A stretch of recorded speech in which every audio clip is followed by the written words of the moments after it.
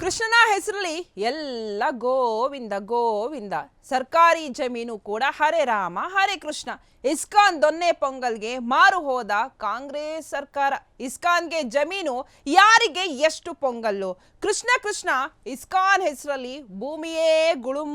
ಇಸ್ಕಾನ್ಗಾಗಿ ಕಾಂಗ್ರೆಸ್ ಸರ್ಕಾರ ಮಾಡುತ್ತಿರೋದು ಗೊತ್ತಾ? ಇಸ್ಕಾನು ಭಜನೆ ಕಾಂಗ್ರೆಸ್ಗೆ ಇಷ್ಟೊಂದು ಅನಿವಾರ್ಯನಾ? ಬಿಸಿಯೂಟದ ನೆಪದಲ್ಲಿ ಎಕರೆಗಟ್ಟಲೆ ಸರ್ಕಾರಿ ಜಮೀನು ಸ್ವಾಹ. ಇಸ್ಕಾನ್ ಜಮೀನು ಹಿಂದೆ ಆ ತ್ರಿಮೂರ್ತಿಗಳ ಪಾಲೆಷ್ಟು? ಇಸ್ಕಾನ್ಗೆ ಕೊಡಿ ಕೊಡಿ ಅಂತ ಕೇಳ್ತಿರೋದು ಯಾರು? BTV ಸ್ಫೋಟಿಸ್ತಾ ಇದೆ ಇಸ್ಕಾನ್ನ ಭೂದಾಹದ ಮೆಗಾ ಸ್ಟೋರಿ. ಕೃಷ್ಣನ ಹೆಸರಲ್ಲಿ ಎಲ್ಲವೂ ಗೋವಿಂದ. ಕೃಷ್ಣನ ಹೆಸರು ಹೇಳ್ಕೊಳೋದು, ಹರೇ ರಾಮ ಹರೇ ಕೃಷ್ಣ ಅನ್ನೋದು ಎಲ್ಲ ಗೋವಿಂದ. ಸರ್ಕಾರಿ ಜಮೀನು ಕೂಡ ಹರೇ ರಾಮ ಹರೇ ಕೃಷ್ಣ. ಸೊ ಇಸ್ಕಾನ್ ದೊನ್ನೆ ಪೊಂಗಲ್ಗೆ ಮಾರು ಹೋಗಿದೆ ಕಾಂಗ್ರೆಸ್ ಸರ್ಕಾರ. ಏನಾದ್ರು ಮಾರು ಹೋಗ್ಬಿಡ್ತಾ ಇಸ್ಕಾನ್ ಪೊಂಗಲ್ಗಷ್ಟೇ, ದೊನ್ನೆ ಪೊಂಗಲ್ಗಷ್ಟೇ? ಕೃಷ್ಣ ಕೃಷ್ಣ ಅಂತ ಕೃಷ್ಣನ ಹೆಸರಲ್ಲಿ ಭೂಮಿಯ ಗುಳುಂ ಮಾಡ್ತಿದ್ದಾರಾ ಇವರು?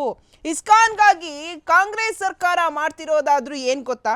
ಇಸ್ಕಾನ್ ಭಜನೆಗೆ ಕಾಂಗ್ರೆಸ್ ಸರ್ಕಾರ ಇಷ್ಟೊಂದು ಅನಿವಾರ್ಯನ ಹಾಗಾದ್ರೆ?